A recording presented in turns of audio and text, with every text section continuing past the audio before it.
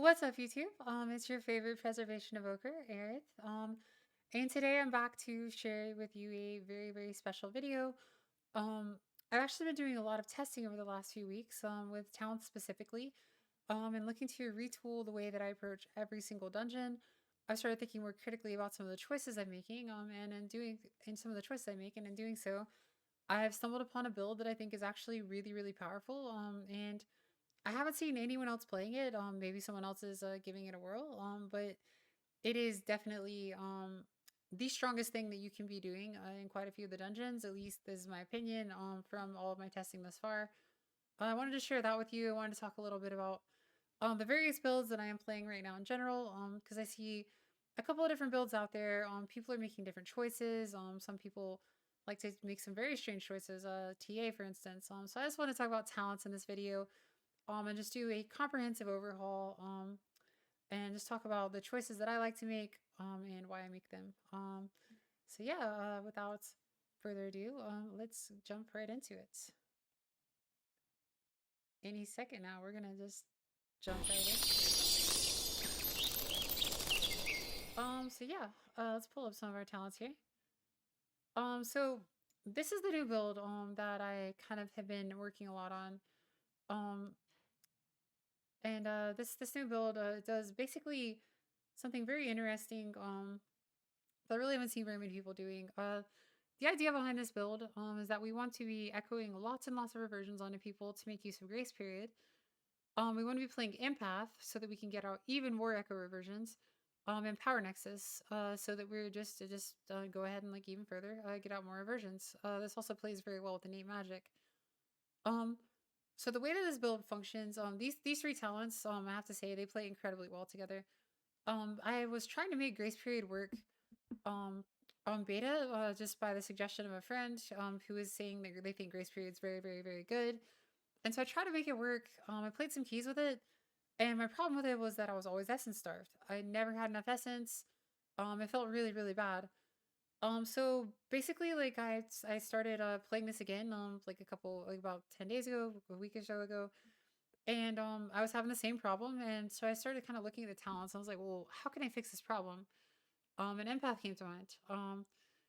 And so it's like, well, maybe we could try it like this. And so yeah, I did it, and the results have been great. The way that this build basically functions is you're spending all of your essence putting out reversions and echoed reversions on your team. You're going to put a spirit bloom inside of a stasis. The spirit bloom is going to refill your essence. You can put more echo reversions out. And then when you release the stasis, it's gonna refill it all over again. With this build, you always have essence. You're never essence starved. So you're always able to put out echo reversions on your whole team. So with grace period, you might be wondering, well, like, why do I care that much about echo reversions? Well, grace period says your healing is increased by 10% on targets with your reversion. This does stack. So when you have two reversions on yourself, you now do 20% increased healing to yourself or to any party member. So if you have echo reversions on your whole party, not only are they going to be ticking for quite a lot of healing. I mean, these are critting for, like, no kidding, 12.5k. And their normal hits are something to the tune of 6.5k, 6.2k. And that's a lot of healing, like especially when you're playing high crit. It's a lot of healing. Um, this build definitely plays incredibly well with 2-set. I know a lot of you won't have 2-set yet. I'm lucky. I do have my 3-set as of today.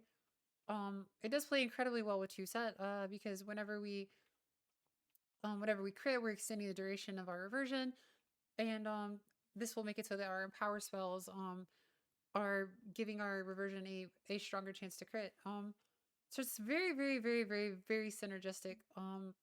What's going on here? Other pros to this are that you're going to be passively filling up your Scarlet adaptation with your Echo reversions, so that when you go in for your Fire Breath, the Leaping Flames buff, the Leaping Flames you're doing is going to hit everyone with the Scarlet adaptation buff. This will be even more powerful with 4-set. So again, like, it all just like creates this big feedback loop where you're doing more damage as a result of the echo reversions. You're doing more healing as a result of the echo reversions. And yeah, everything kind of enables everything else. I think this is an incredibly powerful build. Um, and I've been playing it like all over the place.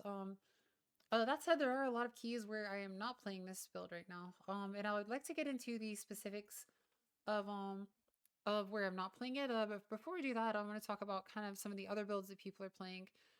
So another build that I see out there more frequently is something like this.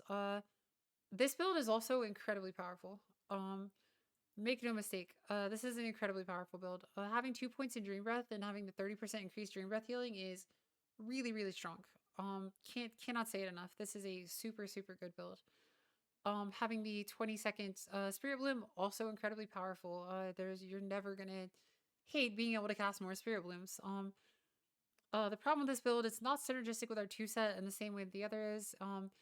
And this build can be a little bit of a struggle on particular bosses. I find, namely the bosses where you can't reliably hit everyone with your Dream Breath, or where the Dream Breath by itself might not be enough.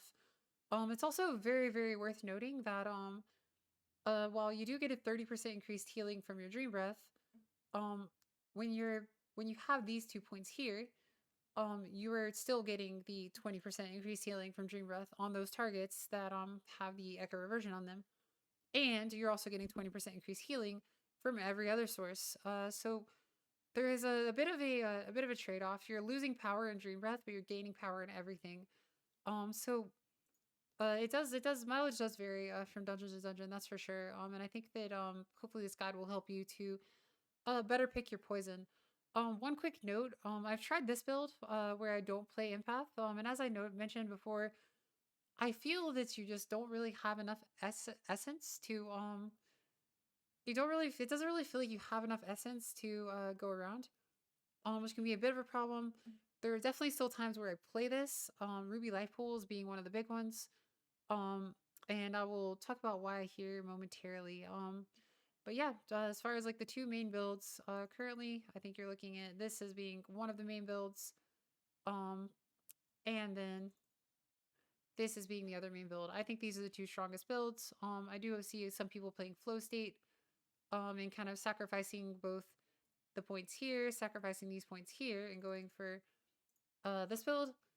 This is what everyone was playing on beta. I think Mode engineered it.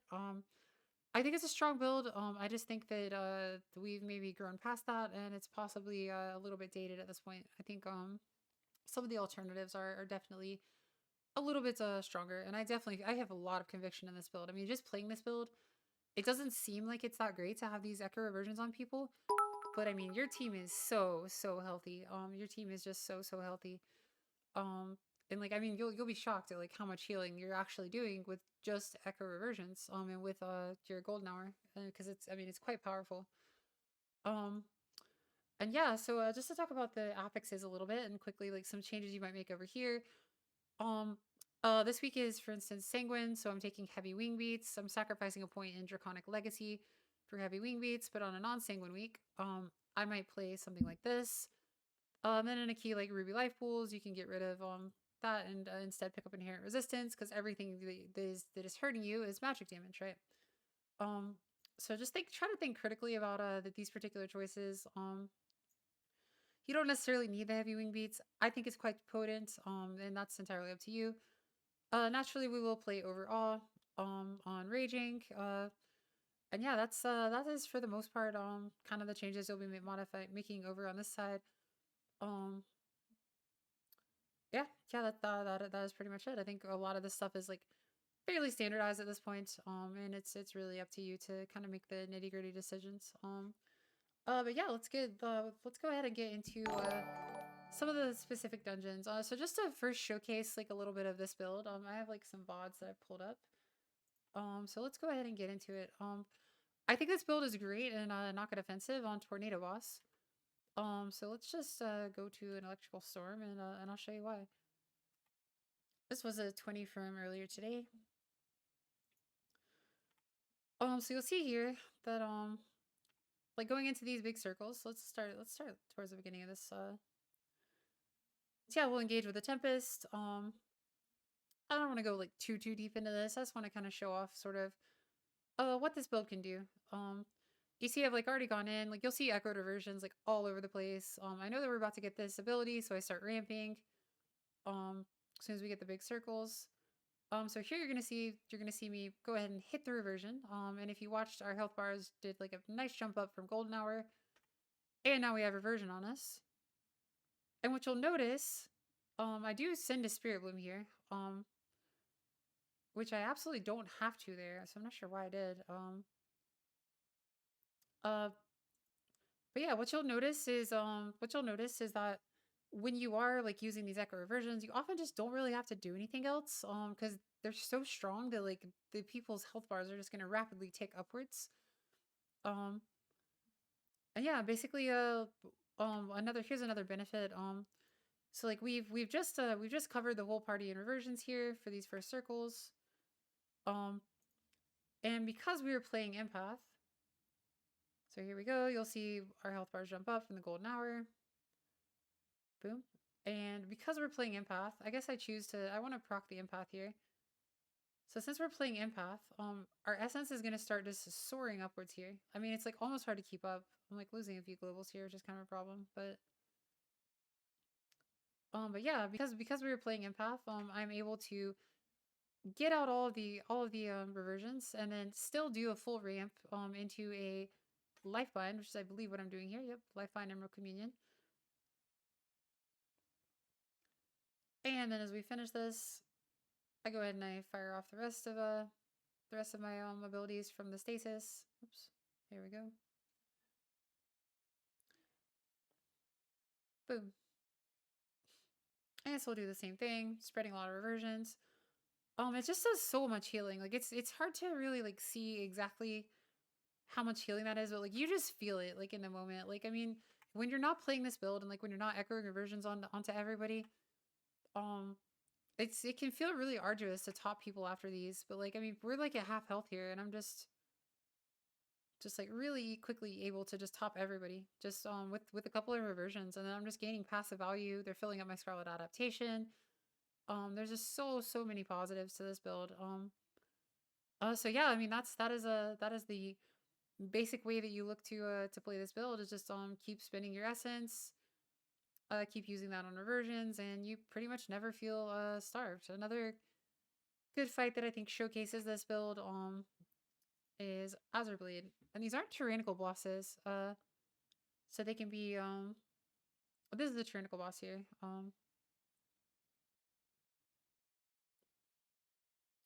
Boom. So let's go to the phase. All right, so the first phase happens, and you might be tempted to use your echoes on things besides reversion when you're playing this build. But you gotta just trust in the power of the build. Like all I'm doing in this phase basically is echoing lots and lots of reversions. This is a tyrannical boss. It does hurt very bad. Um, but you can see like I mean like my team's health is just like not really even dropping because they have these echoed reversions on them. I mean it's just so potent. It truly is just incredibly powerful. Like actually struggling to keep up with my team here. I remember this. I was really annoyed. But you can't be mad at your team for killing the ads quickly though. And yeah, I mean, we basically just coast through these phases on Azure Blade with this build, just almost solely on the back of echo reversions. Like, sure, I'm pressing other buttons during the phase. I do like, of course, enter my stasis, and then release the stasis later. But the bulk of the healing in that phase is coming from those echoed reversions. And we're able to just continue echoing them like constantly because of the fact that we put a spirit bloom in the stasis. So that's like a whole lot more essence. Then we release the stasis. We get another spirit bloom. We get more essence regeneration, and it just creates this very beneficial feedback loop where you're constantly able to echo these reversions. It's definitely incredibly powerful. We can watch one more phase. Kind of see what we do here. So we'll open the phase. We'll echo everyone. We'll put reversions on everyone. And yeah, it's basically like kind of echoing as many reversions as we possibly can. A little irritated with the rogue because he's in Narnia, not getting healed by my AoE heals. I'll go into an Emerald Communion here probably. Maybe a Dream Breath, I would imagine. Yep, there's a Dream Breath, and probably try and echo some more reversions here because they're falling off. Yeah, the basic goal with this is to try and maintain 100% uptime of echo reversion on as many people as you possibly can, and So long as you're doing that, everyone's just going to be very, very healthy. You obviously can't always save someone who walks face first into an orb. But yeah, that is the basic idea. Also ended up doing a 21 of this place and playing the same build, and it still felt really powerful. So yeah, that's kind of showcasing some of the merits of the Echo Reversion build. And now to go back to the other build that I mentioned, that is this one. I'll talk about kind of where I like to play this one. So one of the big ones is Halls of Valor. Um, and it's because I really like this build for Herja and for Wolf Boss. Now make no mistake, on Herja, I am looking to echo as many reversions as I possibly can. I'm also still looking to echo lots of reversions when playing this build in general. It is still a very, very powerful thing. It is just not as powerful. And so the reason why I like to play this other build is specifically for Fenrir. I like to be able to get out as many spirit limbs as I can for Fenrir. He has the potential to do his AoE attack like over and over, and it can be really frustrating. You can find yourself falling behind, and having like a 33% faster Spirit Bloom cooldown is no small thing. So here was our pull earlier. We don't actually get a lot of bleeds because we have a rogue who is very good, and he was able to prevent us from getting that. So we just open up, we put reversions on everybody, the rogue invises, so we don't get bleeds. It's great technology. But yeah, just to kind of showcase, like pretty much every time that we get the circle, I guess we can skip to when we do get it. Well, I think we might have gotten one in between. Nope. Whenever we do get the circle, I'm gonna Spirit Bloom. And I almost always have a Spirit Bloom available for when I do get it.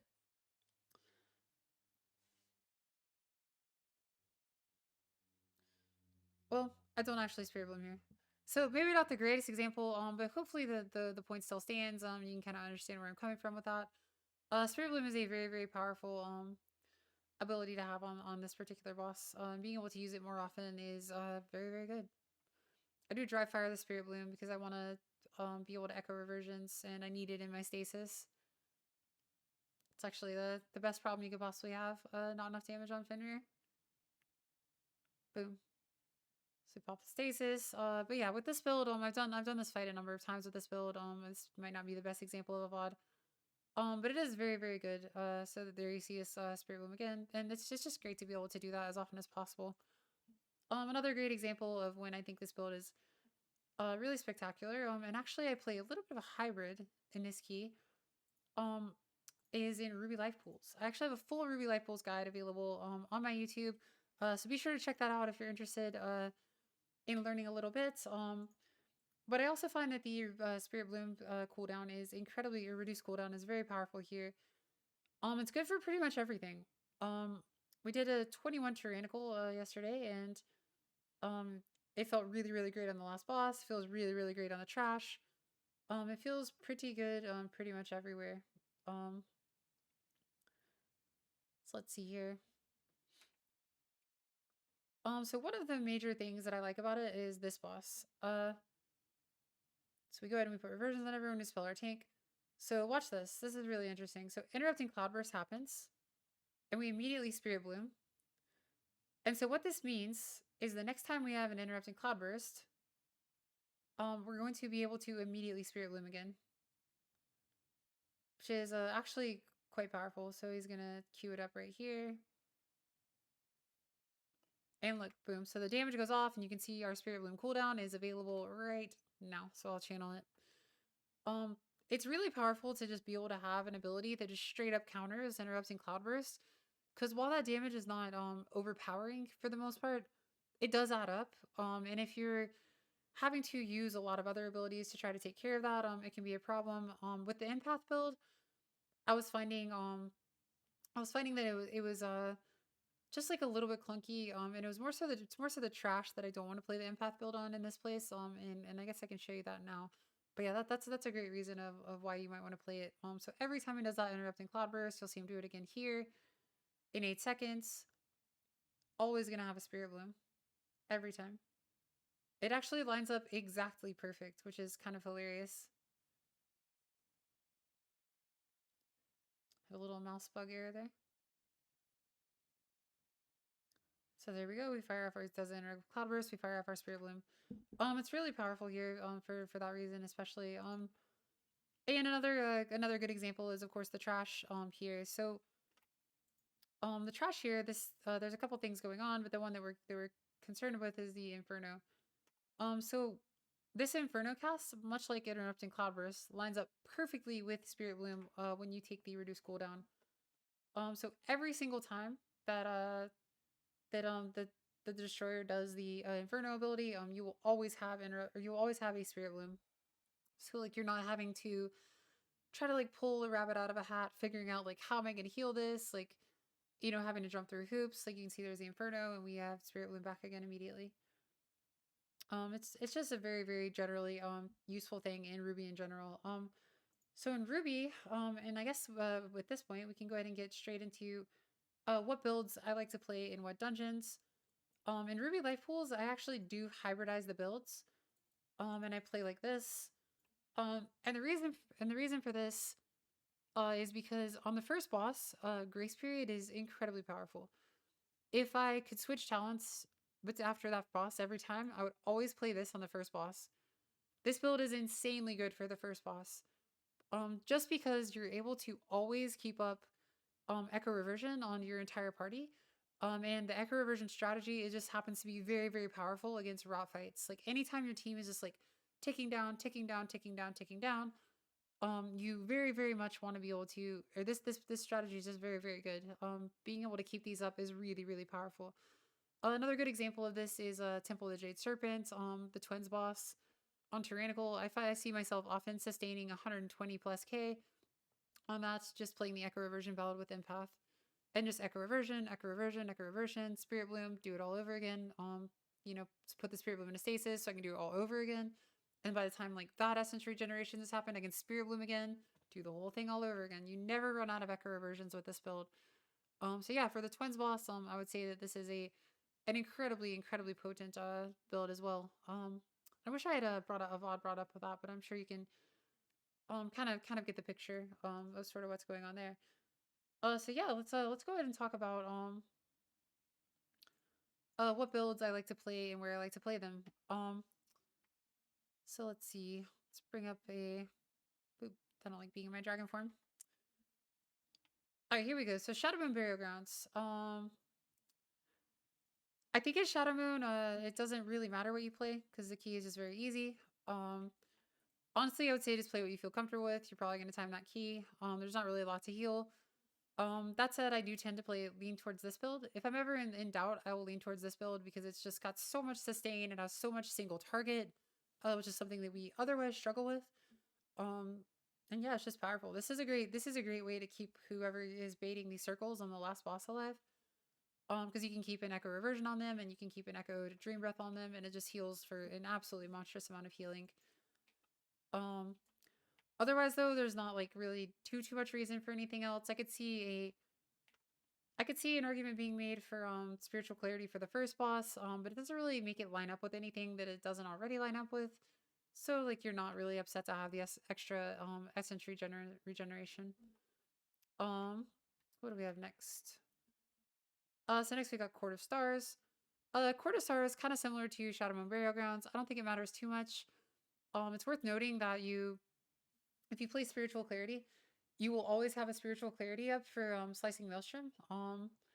If you go this route, and it's actually quite good. The problem is you don't really have time in like the higher ones, like the 21 plus Tyrannicals, to channel a full Spirit Bloom necessarily. So that can be somewhat problematic. I have a full guide on how to heal Advisor Melindres. If you want to check that out, and I get into my exact rotation, like down to the GCD. But safe to say, I don't really think you necessarily need this. And Empath is significantly better for the Fire Lady boss, the boss right before the last boss. So because it's a rot fight. So yeah, it's really up to you. Like how you want to build there. I think they're both very potent. And now we start getting into some of the dungeons where I think a specific build does matter. So for Ruby Life Pools, I would recommend running this.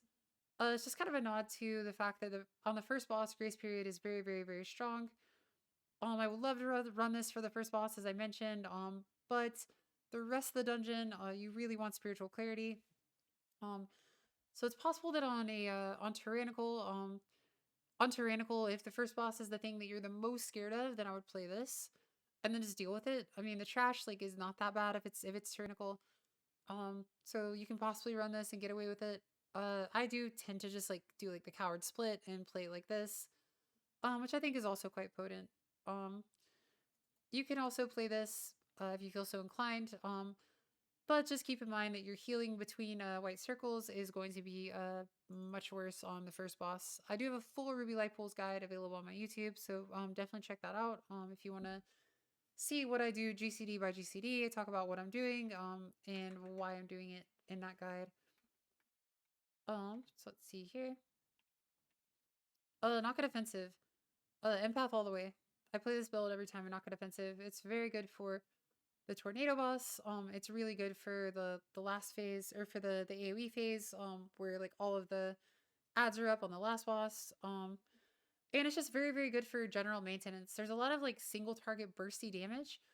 And in that trash, when someone is getting like bursted down by something, being able to just quickly echo reversion that player, echo reversions, the next player when they take big single target damage, it's really really good. I mean, the great like everything just like seems to be like so smooth out, like when you're just constantly echoing reversions. So I think this is a huge huge empath key. I would say, not good offensive. So Azure Vaults, same thing. I think that we go with the echo reversion playstyle all the way. It's very, very, very good for second boss. For third boss, I think I would like to be able to get more spirit blooms. But I do find that I have like kind of just enough power. I don't really need this. Um, and also like being able to echo reversion lots and lots of people on that third boss is still a very, very powerful strategy. It will mean the difference between life and death on third boss. So like when someone has an echo reversion and they take that extra tick, they will save them. They will be dropped to 1% health instead of dead often enough. And that is makes it well worth it. So Halls of Valor. I talked about this one. I think this is a great dungeon where we want to play this build. This is a great build for Halls of Valor. Huge fan of it. Very good. Um, yeah, not too much else to say other than the wolf boss sucks, and having a stronger wolf boss is kind of the make or break there. Um, hey, what are we missing? Althgar Academy. For Althgar Academy, well, this is a tough one. I think they're both. I think both builds are good. And it really comes down to whether you're more afraid for your tank on the tree boss, or if you're more afraid of the of Veximus. Veximus does turn into an absolute monster in 20 plus keys on Tyrannical. If someone is not at 100% HP, then they are dead when the mana bombs happen, when they explode, which is it's an incredibly punishing mechanic. And I think it maybe does too much damage. But yeah, I guess that remains to be seen. Um, so for that fight, I think maybe spiritual clarity is a little bit better, but I still tend to angle in this direction. I like the extra tank healing. There's a lot of stuff that damages your tank, that makes your tank really hate their life, and having an echo reversion up on the tank at all times on tree boss, for instance, is just really powerful. And you're definitely not scared for your team on that fight because you're able to mass dispel most of the bleeds, right? So I think this is a dungeon like where like your talent choices are not as impactful. Um, so kind of play with what you're the most comfortable with there. And then the last one, Temple of the Jade Serpents. 300,000% you play the empath build. The empath build just lines up against every mechanic in that entire dungeon so well. For the last boss, like there's a lot of single target damage. Having echo reversion, it just increases your single target healing tremendously. You want to be able to continually pump those out. It's just very powerful in this dungeon. The second boss, as I mentioned, I might actually be able to pull up a VOD of the second boss. Let's see if we can find one. I know I did one yesterday, I believe. Let's see, what are these affixes? No, this was today. Well, not the end of the world. If I can't quickly find one. Let's see. Boom. Let's see here.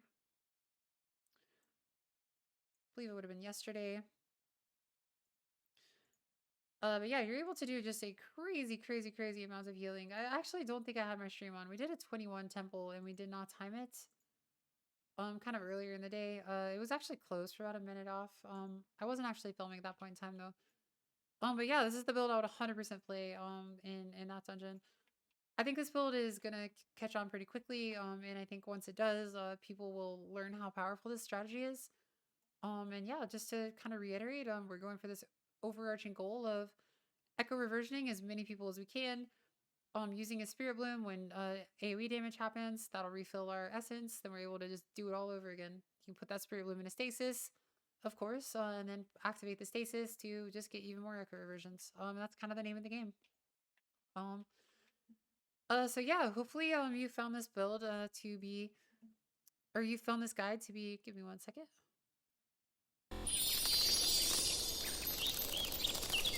Hopefully you found this guide to be somewhat helpful. I hope I didn't stumble too much over my words. There's a lot of information I'm trying to cover very, very quickly. If you do have any specific questions about dungeons or bosses, if there's a specific boss you're struggling with, feel free to leave a comment down below, and I will help you to figure out a build that will make that boss easier. One of the best things about Evoker is there's so many different playstyles. There's so many ways to approach the class. That if something is troubling you, you are most definitely able to overcome by either with talent choices or playstyle choices.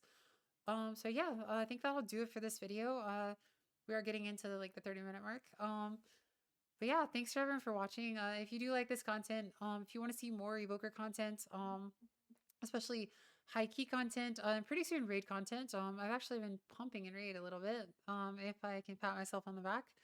I'm gonna have a lot more of that coming. I'm gonna have a full sort of breakdown of some of my raid encounters soon. I managed to get rank 2 on Tyros and rank 1 on my Rogue Broodkeeper pull on our prog kills. And so I'd love to talk about those, kind of the choices I'm making, and sort of how I'm approaching the class in raid, because there are a lot of different ways to approach this class in raid as well. And it can definitely feel very, very overwhelming. So yeah, if you're a fan of this kind of content, be sure to click the like button. Be sure to subscribe. There's gonna be more. I have more videos now. And definitely follow my Twitch. If you want to come chat with me, I'm probably streaming right now because that's all I do. Because I have no life. I just stream World of Warcraft and stuff. Hug my pig. It's really my two joys in life. It's my pig and World of Warcraft. It's just me and you in World of Warcraft, pig. 1,000 years, me and you in World of Warcraft. Big friend.